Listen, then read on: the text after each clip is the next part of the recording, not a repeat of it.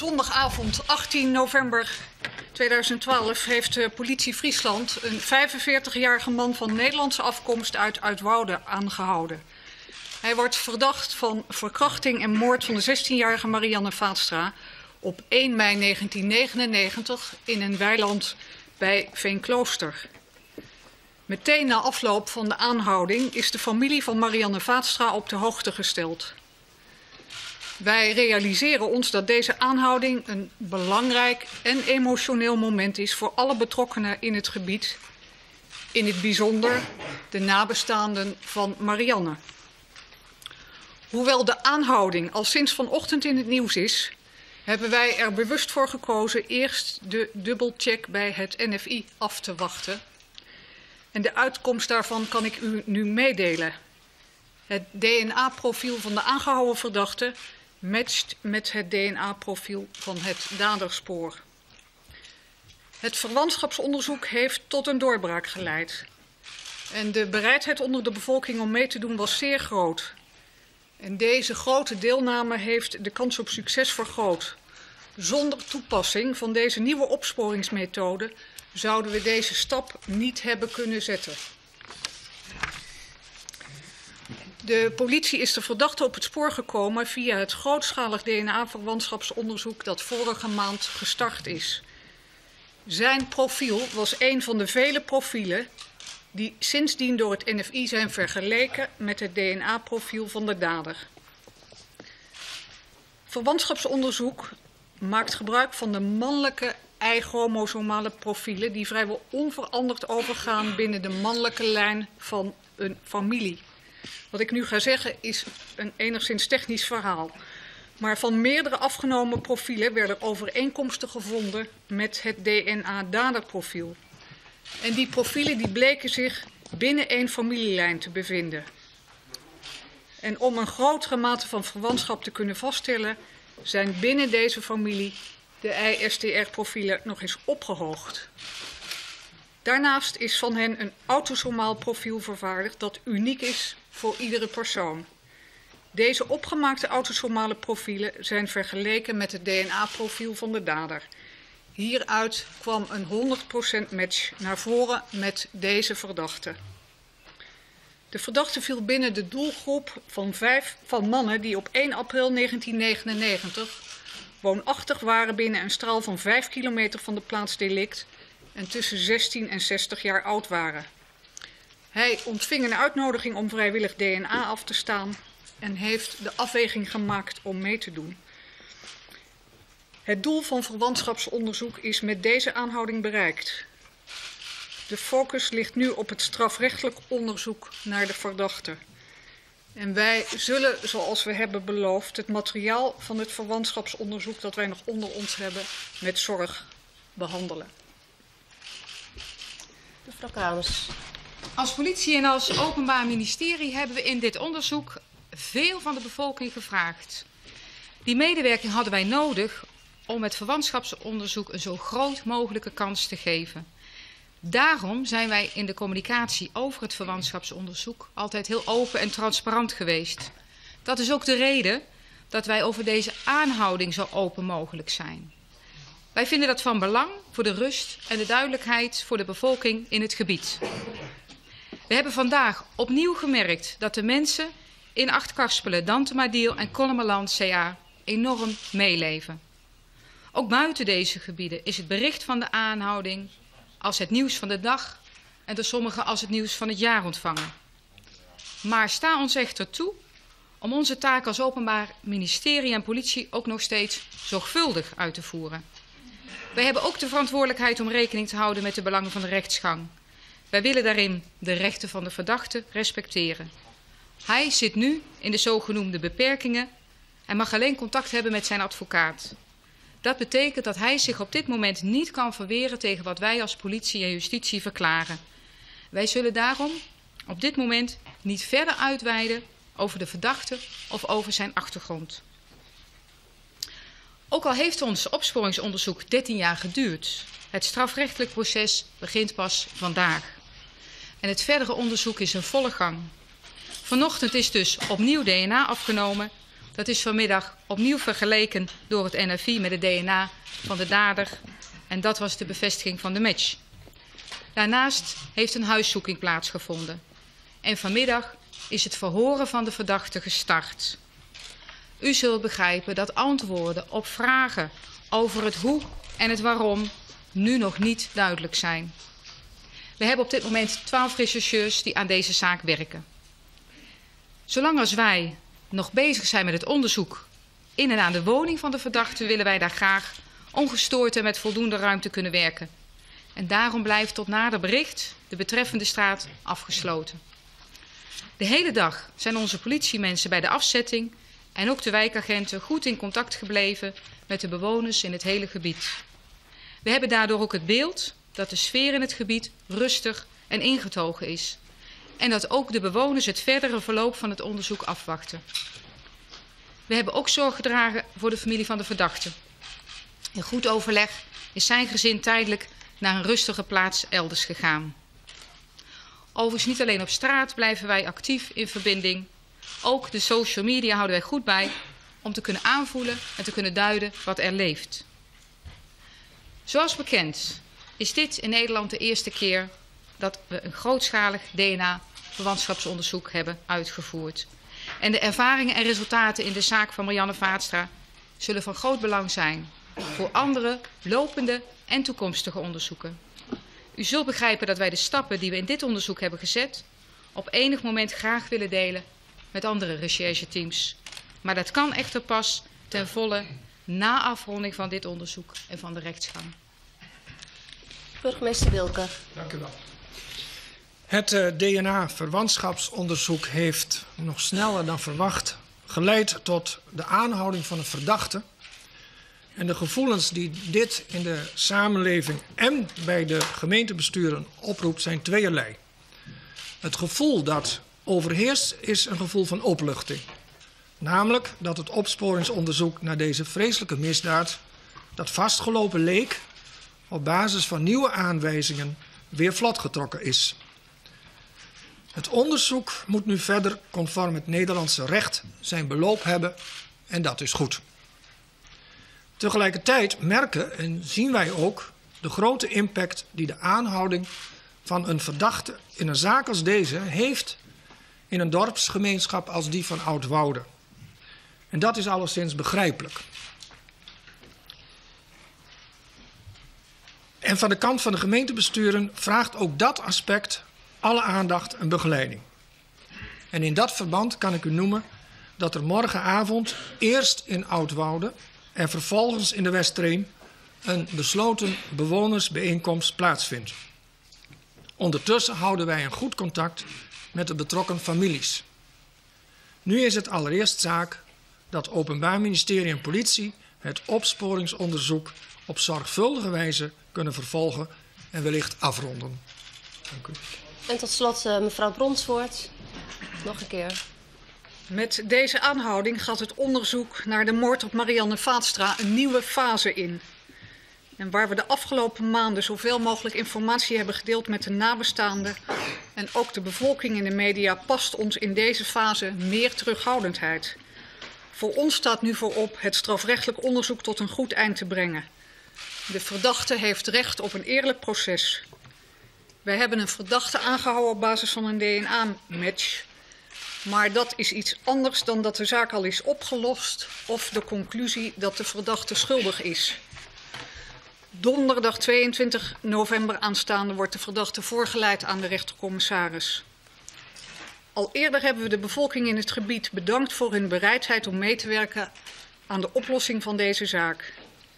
En het feit dat het grootste deel van alle opgeroepen mannen daadwerkelijk hun DNA vrijwillig heeft afgestaan, tekent de grote betrokkenheid van de mensen bij de oplossing van dit misdrijf. En het grootschalig bevolkingsonderzoek heeft dankzij hen in alle kalmte en rust kunnen plaatsvinden. We danken u voor uw aandacht. Uiteraard is er alle gelegenheid om vragen te stellen. Ik wil u daarbij verzoeken om even uw naam en medium te noemen. Ik zal daarna de vraag even herhalen vanwege de akoestiek. NOS. Vraag aan mevrouw Kraams van de politie. U hebt vandaag huiszoeking gedaan? Hebt u daar aanvullend bewijsmateriaal verzameld? Er is huiszoeking die. Is er nog wat voen in het huis? Ik heb er net ook uitgelegd dat wij vanaf dit moment eigenlijk over het onderzoek en wat we daarin aantreffen geen nadere mededelingen doen. Hebt u daar wel iets aangetroffen? Is er al iets Ook daar kan voen? ik niks over zeggen, het spijt me. U zegt de verhoren zijn begonnen. Heeft de verdachte al iets verklaard? Ook daarvoor geldt hetzelfde, dat het onderdeel uitmaakt van ons onderzoek. En dat het Ja. nog veel te vroeg is om daar iets over te zeggen. Dan vraag ik niet over het nu, maar over het verleden. Misschien kunt u daar wel iets over zeggen. Een vraag hoe het verliezen. Deze man als eerder in de vele onderzoeken die u gedaan hebt. Wie deze man al eerder in beeld? Ik kan bevestigen dat hij in de vorige onderzoeken tot nu toe bij ons niet in beeld was. Oké, Auke Zelderust. Ik zal de vraag even herhalen voor Ja. de rest van de zaal. Auke Zelderust, Omroep Friesland. Mevrouw Bronsvoort, u zegt de afweging. Blijkbaar heeft de verdachte de afweging gemaakt om mee te doen. Wat bedoelt u daarmee? De vraag van Auke Zelderust is: de verdachte schijnt een afweging gemaakt te hebben om aan het bevolkingsonderzoek mee te doen. Wat bedoelt u daarmee? Deelname aan het grootschalige bevolkingsonderzoek gebeurde op vrijwillige basis. En iedereen heeft zelf kunnen beslissen om wel of niet mee te doen. We hebben veel uitleg gegeven op wat het onderzoek inhield. En alle mannen die zijn opgeroepen hebben voor hunzelf die afweging moeten maken. En dat gold ook voor de verdachten die we nu hebben aangehouden. U zei net, een aantal familieleden kwam in beeld door dit verwantschaponderzoek. Om hoeveel familieleden hebben we het dan? De vraag is: een aantal familieleden kwam in beeld in dit verwantschapsonderzoek. Om hoeveel familieleden gaat dat? Dat weet ik op dit moment niet. Wat helder is, is dat op enig moment het DNA-onderzoek duidelijk maakte dat we een familielijn hadden die nader onderzoek rechtvaardigde. En op enig moment, toen we een autosomaal profiel hebben laten maken, bleek daar een match en kon deze verdachte worden aangehouden. Jullie hebben altijd gezegd, tenminste op grond van het 3D-onderzoek, vermoedelijk een bekende uit de omgeving. Kende Marianne deze man, deze verdachte? De vraag is: we hebben altijd gezegd dat het een bekende van Marianne zou moeten zijn. Wat was het laatste gedeelte? Nou, kenden ze elkaar? Kenden ze elkaar? Slachtoffer en verdachte. Wij hebben, toen we de keuze hebben gemaakt om het grootschalig verwantschapsonderzoek te starten, dat gedaan omdat wij een analyse hebben gemaakt van hoe het mogelijk gegaan zou kunnen zijn. Daarin hebben wij... Ik geloof dat men... Sorry, wij zitten midden in een persconferentie. We kunnen de rest eigenlijk niet goed verstaan. Kunt u even... Het is slecht te verstaan als... Ja. Nogmaals, de vraag was... Ja, ik wil hem nog wel een keer elkaar? stellen. Ja, kende slachtoffer en verdachte elkaar? Wat kunt u daarover zeggen? Nou, wij hebben nog geen 24 uur geleden de verdachte aangehouden. Die wordt verhoord en zal ook worden verhoord. Die zit in beperkingen. Ik weet op dit moment niet en kan geen mededelingen doen over of hij de familie kende. En wanneer kwam die match naar buiten? Hoe lang weten jullie al dat deze man mogelijk de verdachte is in deze zaak? De vraag is hoe lang wij al weten dat deze man een verdachte is in deze zaak, van wanneer de match dateert. Wij hebben de tijd gehad om ons op de aanhouding voor te bereiden. En wij hebben in het midden van de vorige week van het NFI bericht gekregen dat deze match gevonden was. Andere vraag, ja.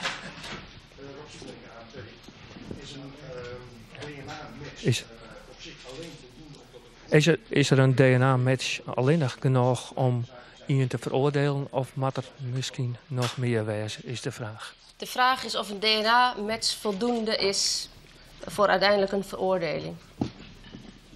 De DNA-match is voldoende om iemand als verdachte aan te merken. Dat zijn ernstige verdenkingen tegen deze verdachte, maar dat is hij op dit moment. Hij is niet schuldig en er is ook meer nodig, aanvullende omstandigheden, om uiteindelijk tot een veroordeling te komen. Is een bekentenis nodig voor een veroordeling? Het onderzoek moet starten. Dat gaan we doen. Dat zal verhoren inhouden. Dat zal onderzoek op andere wijze zijn. En wij zullen de uitkomst daarvan moeten afwachten. En dan pas kunnen wij een conclusie trekken hoe het onderzoek ervoor staat. Iemand anders? Ja, RTL. RTL. Er is net eerder in beeld geweest. De vraag is, de verdachte is niet eerder in beeld geweest. Heeft hij een strafblad? Het is niet gebruikelijk, en dat doe ik ook op dit moment niet, om over het strafrechtelijk verleden van aangehouden verdachten mededelingen te doen. Dus die vraag die zal ik nu niet beantwoorden. Iemand anders, een vraag? De vraag, had er nog meer Is vragen alles binnen? duidelijk? Dan loopt het rustig. Ja, Volgens ja. mij is het... Ja, er komt nog één vraag. Ja. Dat is moeilijk te beoordelen hoor, zo vroeg, maar is er iets te zeggen over de kwaliteit van de eerdere onderzoeken? Is er iets te zeggen over wat er gebeurd is met de vorige onderzoeken? Omdat hij net in beeld was had bij eerdere onderzoeken. Bij oren worden De is vraag die is of we iets kwaliteit kunnen zeggen over bij de die kwaliteit onderzoeken van wel de eerdere goed dienen. onderzoeken. Omdat de verdachte niet eerder in beeld is gekomen. Mevrouw Krams, kunt u... Nou ja, wat belangrijk is om te benadrukken, dat we de afgelopen jaren hebben geïnvesteerd in deze hypothese. Geïnvesteerd in de voorbereidingen op DNA-verwantschapsonderzoek. Gewacht hebben op het moment dat de wetgeving ons deze ruimte gaf. En op basis van de afgelopen jaren goed onderbouwde hypothese nu tot deze uitkomst zijn gekomen. Dus dat is denk ik de belangrijkste conclusie om nu te trekken. Meneer Selderust. Ja, ik heb nog een vraag. In 2000 heeft Peter R. de Vries in kort geding geprobeerd om een grootschalig DNA-onderzoek van de grond te krijgen in een straal van 15, 20 kilometer. Ik heb vanochtend gesproken met een van de rechercheurs van het eerste team. Ook dat team wilde dat toen graag. Achteraf hoor ik van die betreffende rechercheurs, we hadden dus de zaak veel eerder kunnen oplossen. Hoe kijkt u daar tegenaan? De vraag is kort gezegd, we hadden de zaak eerder op kunnen lossen. Bijvoorbeeld door een DNA-onderzoek zoals het in 2000 door andere partijen is voorgesteld. Ja, vooruitkijken, voorspellen is moeilijk. Terugkijken, ook in een situatie als dan, is evenzeer moeilijk. Wat we moeten constateren is dat het toen niet heeft plaatsgevonden, dat er toen ook goede argumenten waren om dat niet te doen. Maar dat we in feite vanaf 2007, zoals ook de korpschef zo even gezegd heeft, veel verwachten van het DNA-verwantschapsonderzoek, wat veel meer mogelijkheden biedt en wat vanaf 1 april van dit jaar pas mogelijk was. In 2002, toen het eerdere DNA-onderzoek speelde, was dat nog lang geen wettelijke mogelijkheid, werd daar nog niet aan gedacht. Dat is echt pas vanaf 1 april van dit jaar het geval. En juist de mogelijkheden dat ook de verdachte niet hoeft mee te doen, die bieden kansen voor een goed verloop in een DNA-verwantschapsonderzoek. Ja, maar als je nu weet dat de dader toch zelf vrijwillig heeft meegedaan. Ik heb me laten vertellen door iemand die op de dag dat hij meedeed met hem sprak, dat hij zei, ik moet me snel omkleden want ik wil mijn DNA afstaan. Als je dat dan weet en terugkijkt naar 2000... toen een grootschalig onderzoek eventueel wel van de grond zou kunnen komen. Hoe kijkt u er dan nu tegenaan? De vraag is, van nu wij weten dat de verdachte zichzelf heeft gemeld bij het afstaan van DNA, hoe kijken we dan tegen een eventueel DNA-onderzoek in 2000 aan? Ja, ook in dit geval kan ik niet terugkijken. Je kunt wel constateren ook dat ondanks alle oproepen die er van de kant van politie en ook van de familie Vaatstra zijn gedaan aan de dader om zich te melden, dat dat niet is gebeurd. En het blijft voor mij nu op dit moment gissen waarom dat op dit moment wel is gebeurd. En zeker terugkijkend kan ik daar geen antwoord op geven. Andere vraag. Ja, in het midden. De kans is, hoe groot is de kans dat er nog meer bewijs komt dan alleen nog de vraag is, DNA wat ontroffen is? Dat wij nog aanvullend bewijs vinden na 13 jaar. Hoe groot is de kans op als je nog wat in Mevrouw Kraams. zien hoe is vinden? Ja, ook, we gaan gewoon nu op zoek naar wat we als aanvullend bewijs nog kunnen vinden. Kansen daarin, ja, dat is moeilijk om daar nu iets over te zeggen. Dus dat wachten we de komende weken af, wat dat oplevert. Maar het lijkt me toch vrij klein aangezien het al zo lang De vraag is van Ja, je dat weet zal nooit de wat je kans nog wel iets aantreft. wezen Daarom dat doen we die het nog wat onderzoek ontreffen. grondig. Daarin zijn we natuurlijk ook heel geïnteresseerd in de verklaringen van de verdachte zelf. Dus dat moet de komende weken uitwijzen. Ja, daar nog een vraag. U zei het gaat om een blanke man van Nederlandse afkomst. Wat die nadruk Er wordt zijn vraag is van waarom benadruk je werd dat gelegd het gaat om een blanke een man blanke man van Nederlandse van afkomst. een Nederlandse afkomst. We hebben aangegeven dat we een Nederlandse man, dat de verdachte is. Een Nederlandse man Wij vinden dat van belang ook om eventueel onrust in het gebied te voorkomen. Ook gezien het verleden misschien. Dat zou kunnen, ja. Andere vraag, Karin.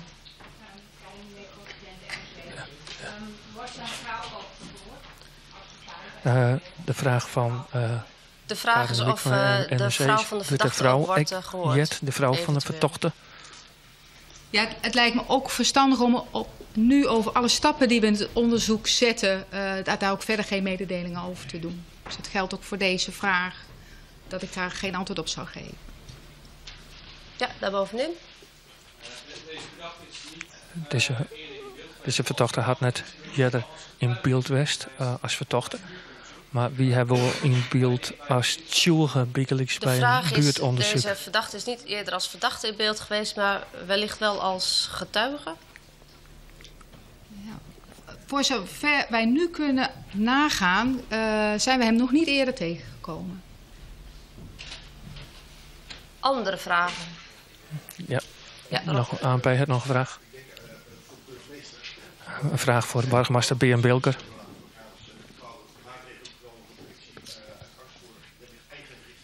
Binnen maatregels genomen in eigen richting van de bevolking. Maatregelen genomen zijn om eigen richting te voorkomen. Wij hebben, zoals u weet, morgenavond 2 informatiebijeenkomsten. Wij schatten ook in, als bij beide burgemeesters, dat dat in goede orde verloopt. Ook gezien vooral de recente ervaringen met het beantwoorden op het verzoek van doet u mee aan het DNA-onderzoek. Waarbij iedereen, dat is ook heel algemeen, heel duidelijk uitgesproken, positief wilde meedoen om een mogelijke dader te vinden. En in die sfeer verwachten wij dat het ook deze keer goed verloopt. Zeker ook na afloop van morgen. Maar we maken natuurlijk wel even de balans op van hoe zijn de avonden geweest? Wat voor mogelijke conclusies zouden we kunnen trekken? Andere vragen? Ja. Collega Dirk Baron. Was je weer bekend dat er min of meer een match was? Waarom wordt er dan wachten tot 19 juni dat de verdachte onhouden wordt? Waarom wordt dat zo lang? U dacht het gisteravond aangehouden, op zondagavond. Terwijl u eerder zei van op woensdag hadden we al een beetje een beeld dat het een match was. De vraag is waarom we de verdachte pas zondagavond hebben aangehouden, terwijl we woensdag volgens u al wisten dat er een match was. Ja, dat zijn operationele afwegingen die je in een onderzoek maakt. Wij gaan daarbij niet over één nacht ijs. Dat vraagt enige tijd, het vraagt voorbereidingstijd. De politie is de afgelopen dagen onafgebroken bezig geweest om de aanhouding voor te bereiden. En het passende moment daarvoor was gisteravond. Andere vragen? Want zo niet, dan ja, nog één vraag. Nou, nog één vraag.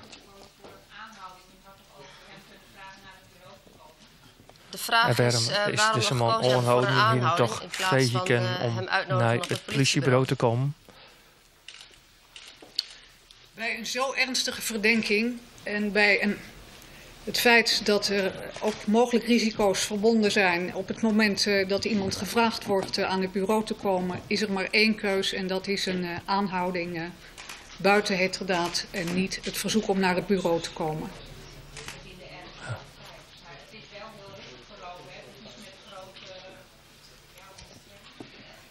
De vraag is of de aanhouding rustig is verlopen. Is de aanhouding rustig verlopen? Is een vraag van... Want de buurvrouw had niks vernomen. Nou, dat was natuurlijk ook een van de operationele overwegingen, zoals de hoofdofficiers ook noemden. Wij wilden een rustige aanhouding, ook buiten het zicht van, ook van zijn gezin, zonder tumult. Dat hebben we goed voorbereid. En nou, het is goed om te horen dat de buurvrouw daar zelfs niks van heeft gemerkt. Andere vraag. Anders wil ik heel graag overgaan op de 1-op-1 interviews die gehouden kunnen worden met alle drie de sprekers. Ja. Dat kan. U kunt zich melden bij de dit weer dus de passenconferentie oer de zaak Vaatsa. Het is duidelijk, er is een match. De match die we waasje al ontroffen, al constateerd bij het NFI. Joert van der Moorn is er op een nij bij de vertochten. Dus DNA-oornaam, dat is gecontroleerd. En van de media is bekend worden dat het echt een match is. Dat het dus een echte vertochte is in deze zaak. En de haatofficier zijn niet correct. Het is een belangrijk moment en een emotioneel moment. En het is zo dat iedereen, een stukje wat familieleden, heb ik mij die van de verdachte, maar hij zelf dus ook. Maar het is dus DNA van de familie dat laat had tot de match uiteindelijk. Hij zelf is vrijwillig het DNA-afstingen in Kolm. En uiteindelijk is er een match uit naar voren kwam. Het rechercheonderzoek gaat nog gewoon terug met tolverregisseurs. De wenning bloot nog oorsletten de komende dagen. Want ze bezieken nog wat in zien hoe is te vinden, wat mogelijk bij het bewijs voegt worden. En dat is op dit moment de stand van zaken. Beer Bulker heeft verteld dat het impact in het woord heel groot was. En daarom ben er invaljoen in de Westerrijn en in het woord. Ontzag hier drachten en de passenconferentie.